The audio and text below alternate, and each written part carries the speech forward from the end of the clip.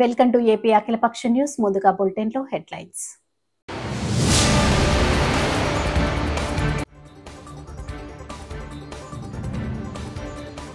ఉద్యోగ సంఘాలు నన్ను కొనుక్కొని తిన్నా కూడా నా దగ్గర పైసలు లేవు. రేవంత్ రెడ్డి.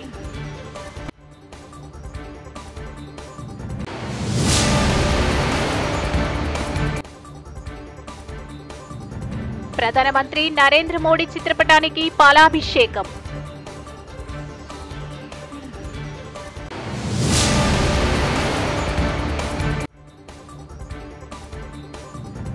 రైతుల భూ సమస్యలు తీర్చడానికి తీసుకొచ్చిన గొప్ప చట్టం భూభారతి చట్టమన్న ఎమ్మెల్యే నాగరాజు. భూభారతి నూతన రెవెన్యూ చట్టం అమల్లో భాగంగా వరంగల్ జిల్లాలోని వర్తనపేట మండలాన్ని పైలట్ ప్రాజెక్టుగా ఎంపిక చేసి సోమవారం మండలంలోని బండవుతాపురం, కొత్తపల్లి గ్రామాల్లో జరిగిన రెవెన్యూ సదస్సులో జిల్లా కలెక్టర్ డాక్టర్ సత్య శారదాతో కలిసి పాల్గొన్న వర్తనపేట నియోజకవర్గ ఎమ్మెల్యే విశ్రాంత ఐపీఎస్ అధికారి శ్రీ కేఆర్ నాగరాజు. అలాగే మీకు ఏ సమస్య ఉన్న నడయల్ యువర్ ఎమ్మెల్యే 8096107107 సమస్యలకు పరిష్కరించుకోవాలని ఎమ్మెల్యే నాగరాజు తెలిపారు. ఈ కార్యక్రమంలో తహసీల్దార్ విజయసాగర్, మార్కెట్ చైర్మన్ వెంకటయ్య మరియు మండల కాంగ్రెస్ అధ్యక్షుడు ఎద్దు సత్యం, బ్లాక్ కాంగ్రెస్ అధ్యక్షుడు రాజిరెడ్డి, గ్రామ పార్టీల అధ్యక్షుడు దశరథం, రెవెన్యూ అధికారులు, ప్రజా ప్రతినిధులు, రైతులు తదితరులు పాల్గొన్నారు. కానీ ఆ రోజు ఆ సభలో అదే కల్వకుంట్ల కుటుంబం మొత్తం ఎవరైతే లీడర్స్ ఉన్నారో, ఎమ్మెల్యేలు ఉన్నారో మొత్తం ఆ చట్టాన్ని చింపి పొంగులేటి శ్రీనివాసరెడ్డి గారి మీద పేపర్లు ఇసేసి మొత్తం దాడి చేసేంత పని చేసి స్పీకర్ గారిని అవమానపరచంగా వారిపైన కాయిదాలు ఇసేసి వాకౌట్ చేసి వెళ్ళిపోయింది. అంటే ప్రజల పట్ల, రైతు పట్ల వాళ్ళకున్న చిత్తశుద్ధి ఏంటిది అనేది మీరు ఒకసారి గమనించండి. అందుకే ఈ ధరణిని తుంగలు దొక్కి భూభారతి చట్టం తెచ్చిన మన యొక్క ప్రభుత్వం, ప్రజాప్రభుత్వం మీ దగ్గరికి వచ్చి ఈరోజు చూడండి, అందరు అధికారులు వేసుకొని మీ దగ్గర కూర్చున్నారు. మీ సమస్యలు తెలియపరచండి. ఒకవేళ సమస్య జటిలమైతే మేడం దీనిపైన మళ్ళీ పైకి పంపించి అక్కడ ఫీడ్బ్యాక్ తీసుకొని ఇంకా ఏ విధంగా సులువుతరగా, అంటే ఇదన్నీ పైలట్ ప్రాజెక్ట్ కింద మన మండలం తీసుకున్నాం. మన మండలంలో ఎలాంటి సమస్యలు ఉన్నాయి, జటిలమైన సమస్యలు ఏమైనా ఉంటే వాటిని అన్నింటినీ కూడా పైకి పంపిస్తే అన్ని మళ్ళీ క్రోడీకరించి, అంటే అన్ని జిల్లాలో ఉన్న సమస్యలను, ఈ సమస్యలన్నీ చూసి ఈ సమస్యలన్నీ ఒకే విధంగా ఉన్నాయా, ఎట్లా ఉన్నాయి, కొన్ని కోర్టు సమస్యలతోని, కొన్ని సాదా బైనామంతోని, ఇంకా కొన్ని భూమి ఒక్కరికి ఉంటే పేరు ఒక్కరిది రావడం, భూమిన కాడ మనిషి ఉండకపోవడం, లేకుంటే మనిషి ఉన్న కాడ ఆయన పాస్బుక్ రాకపోవడం, సాగు మీద ఒకరు ఉంటారు కానీ పాస్బుక్ నాగరాజుకి వస్తుంది, రాజిరెడ్డి ఏమో భూమి మీద ఉంటాడు, దున్నుతా అంటాడు పాపం, నాగరాజు ఏమో అన్ని డబ్బులు తీసుకుంటా అంటాడు. కాబట్టి ఇటువంటి సమస్యలను గ్రామంలో చెప్తారు కదా, రసీద్ మసీద్ అని ఎందుకన్నా గ్రామంలో అందరు చెప్తారు. కాటారం పోలీస్ స్టేషన్ సమీపంలో దారుణం. జయశంకర్ భూపాల్పల్లి జిల్లా దేవరంపల్లి గ్రామానికి చెందిన లక్ష్మి అనే వృద్ధురాలిపై గొడ్డలితో దాడి చేసిన వరుసకు కొడుకు అయ్యే మారుపాక అంజి అనే వ్యక్తి గతంలో భూ తగాదాల నేపథ్యంలో తండ్రి మారుపాక సారయ్యను చంపారనే కోపంతో ఒక్కసారిగా మృతుడి కుమారుడు అంజి పోలీస్ స్టేషన్ సమీపంలో లక్ష్మిపై గొడ్డలితో దాడి. పరిస్థితి విషమంగా ఉండటంతో భూపాల్పల్లి ప్రభుత్వ ఆసుపత్రికి తరలింపు.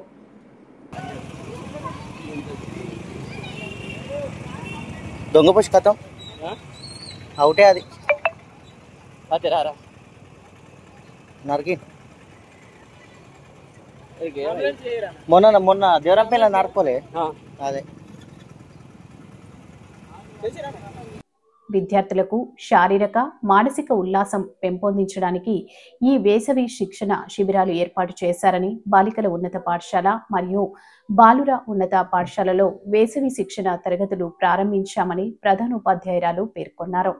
ఈ సందర్భంగా వారు మాట్లాడుతూ ప్రభుత్వ డైరెక్టర్ ఆఫ్ ఎడ్యుకేషన్ ఆధ్వర్యంలో ఈ వేసవి శిక్షణ శిబిరాలు ఈ నెల 2వ తేదీ నుంచి 16వ తేదీ వరకు 15 రోజులు కొనసాగుతున్నాయని తెలిపారు. విద్యార్థులు సంవత్సర కాలం కాలం పాటు చదువుపై ధ్యాస ఉంచుకున్నారని, వేసవి కాలం సెలవుల్లో విద్యార్థులకు మానసికంగా వారి నైపుణ్యం పెంపొందించడానికి ఈ శిక్షణ శిబిరాలు ఉపయోగపడతాయన్నారు.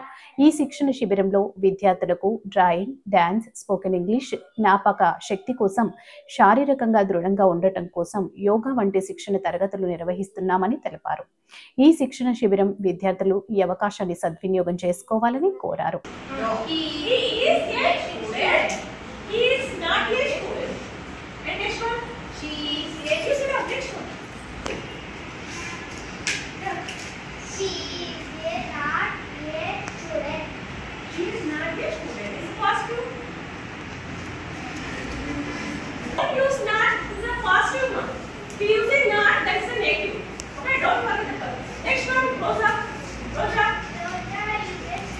Very good. That's great. 6, 5, and Tuesday.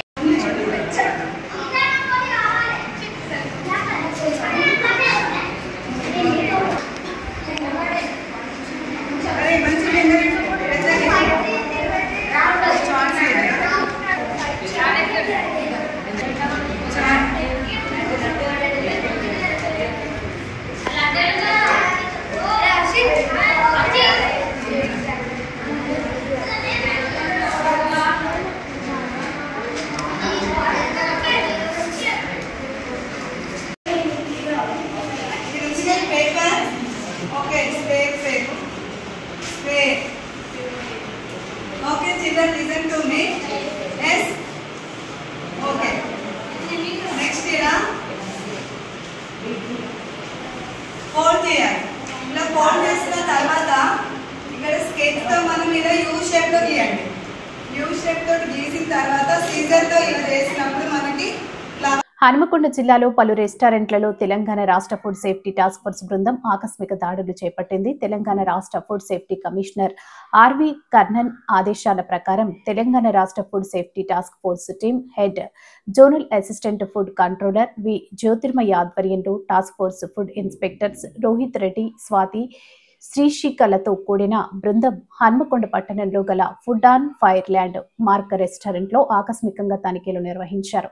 ఈ రెస్టారెంట్ల నందు వంటగది పూర్తిగా అపరిశుభ్రంగా ఉండటం, మురికితో దుర్వాసన కలిగిన రిఫ్రిజిరేటర్లో ఫుడ్ సేఫ్టీ ప్రమాణాల ప్రకారం సరైన ఉష్ణోగ్రతను మెయింటైన్ చేయకపోవడమే మరియు సుమారు 45,000 రూపాయల విలువ కలిగినటువంటి 32 కిలోల నిల్వ చేసిన కుళ్ళిన మాంసపు ఉత్పత్తులను, హానికర ప్రమాదకరమైన రంగులను కలిపి చికెన్ కాలం చెల్లిన ఐస్ క్రీంలు, పాల ప్యాకెట్లు, మసాలా పొడులు, లేబుల్ డిఫెక్ట్స్ కలిగిన కార్న్, కొబ్బరి పొడి మరియు ఇతర ఆహారం ముడి సరుకులు మరియు ఫంగస్ తో కూడుకున్నటువంటి కాలీఫ్లవర్, క్యాబేజీ వంటి కూరగాయలను గుర్తించడం, బిర్యానీ మరియు ఇతర ప్రాసెస్డ్ ఫుడ్స్ తయారీలో మోతాదును మించి హానికర రసాయనాలతో కూడినటువంటి రంగులను వాడటం, హోటల్ యాజమాన్యంపై food safety task force team head అయిన పి జ్యోతిర్మయ తీవ్ర ఆగ్రహం వ్యక్తం చేస్తూ అప్పటికప్పుడే ప్రజల ఆరోగ్యానికి భంగం కలగకూడదని వాటిని ధ్వంసం చేసి FSS 2006 చట్టాన్ని ఉల్లంఘించినందుకు నోటీసులు జారీ చేయడం జరిగింది. ఈ నిబంధనలు పాటించిన ఎడల చట్ట ప్రకారం శిక్షకు గురి కాబడతామని హెచ్చరించడం జరిగింది. ఈ టాస్క్ ఫోర్స్ దాడులో అధికారులతో పాటు పలువురు సిబ్బంది పాల్గొనడం జరిగింది.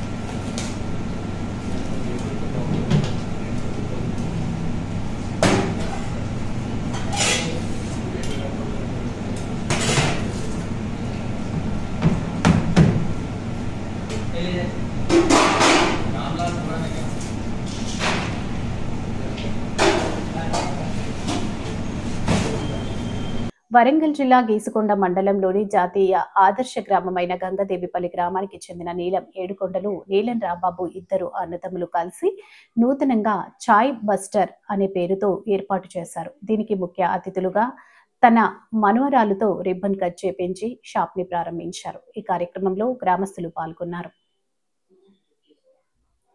ఇప్పుడు మామయ్య ఇట్లా అంతా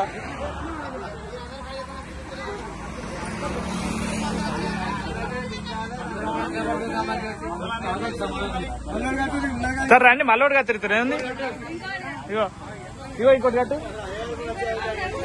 ఉద్యోగ సంఘాలు నన్ను కోసుకొని తిన్నా కూడా నా దగ్గర పైసలు లేవు. రేవంత్ రెడ్డి, నేను కామన్ మ్యాన్ లాగా విదేశాలకు ఎకనామిక్ టికెట్ తోనే వెళ్తాను. రేవంత్ రెడ్డి అప్పు కోసం పోతే నన్ను దొంగని చూసినట్టు చూస్తున్నారు. ఢిల్లీకి పోతే చెప్పులు ఎత్తుకుపోతాడేమో అని నాకు అపాయింట్మెంట్ కూడా ఇవ్వడం లేదు. నన్ను ఎవరు బజార్లో నమ్మడం లేదు రేవంత్ రెడ్డి. ముఖ్యమంత్రిగా ఎక్కడికి పోయినా నాకు ప్రత్యేక విమానం తీసుకొని పోవచ్చు. ప్రత్యేక విమానం కాదు కదా, మామూలు విమానంలో కూడా ఎకానమీ టికెట్ కొనుక్కొని పోతున్నా. విదేశాలు పోతే కూడా ఫస్ట్ క్లాస్ ఏది కావాలన్నా ముఖ్యమంత్రికి ఆ హోదా ఉంటుంది. నేను ఆ టికెట్లు కూడా కొనుక్కోవడం లేదు. చాలా నార్మల్ సామాన్య ప్రయాణికులతో నేను ప్రయాణం చేస్తున్నా. రాష్ట్రం ఆర్థికంగా బాగా లేదు, అప్పు పుడతలేదు, అనా పైసా ఎవడు ఇస్తలేడు. ఎవరినైనా కలవడానికి పోతే బ్యాంకర్లు దొంగలను చూసినట్టు చూస్తున్నారు తెలంగాణ రాష్ట్ర ప్రతినిధులను. ఎవడు ఢిల్లీకి పోతే అపాయింట్మెంట్ కూడా ఇస్తలేడు, వీడు వస్తే చెప్పులు కూడా ఎత్తుకుపోతాడేమో అన్నట్టుగా ఆ పరిస్థితి ఉంది దేశం ముందల. అప్పు పుడితే నేను కూడా ఏదో ఒకటి చేసి తెచ్చిచ్చేటను, అప్పు పుట్టట్లేదు. ఎవడు బజార్లో నమ్మడం లేదు. స్వీయ నియంత్రణనే దీనికి పరిష్కారము. ఉన్నంతలో గౌరవంగా సంసారాన్ని నడిపితే బజార్లో ఎవడైనా నమ్ముతాడు. వీధికెక్కి రచ్చ చేసుకుంటే కుటుంబం పరువు బజార్లో పడేసుకుంటే ఎట్లుంటుందో, ఉద్యోగ సంఘ నాయకులారా, రాష్ట్ర ప్రభుత్వం అనేది మన కుటుంబము. ఈ పరువును బజార్లో మీరు పడేస్తాము అనంటే కుటుంబ పెద్దగా వద్దు అని నేను విజ్ఞప్తి చేస్తున్నా. నన్ను కోసినా కూడా 18,500 కోట్ల రూపాయల కంటే ఎక్కువ ఆదాయం లేదు. ఏం చేస్తారా ఆయనను చెప్పురు ఉద్యోగ సంఘాల నాయకులను అడుగుతున్నా, ఏం చేస్తారు? నన్ను కోసుకుంటే తింటారా? వండుకొని తింటారా? ఏం చేస్తారు? లేదు, ఉన్నదే 18,500 కోట్లు. ఎట్లా వంచుదామో చెప్పండి. ఏది ఆపమంటారో చెప్పండి. వృద్ధాప్య పెన్షన్లు ఆపమంటారా? ఉచిత కరెంట్ ఆపమంటారా? షాదీ ముబారక్ ఆపమంటారా? ఏ ఆపమంటారో చెప్పండి. ఏది ఆపుతారో ప్రజలకు చెప్పండి. అయ్యా మీది ఆపేసి మేము బోనసులు తీసుకుంటాం, మేము జీతాలు పెంచుకుంటాం, మేము అన్నీ మేము దినంగా మిగిలితేనే మీకు ఇస్తాం రైతు ప్రజలకు చెప్తా అంటే చెప్పండి. బహిరంగ సభ ఏర్పాటు చేద్దాం, 10 లక్షల మందిని తెస్తా. ఉద్యోగ సంఘాల నాయకులు మాట్లాడండి, మేము ఈ చిట్టి ఇచ్చిన ముఖ్యమంత్రికి దీని ప్రకారం పరిపాలన జరుగుతుంది అనేది ఇదొక మార్గం.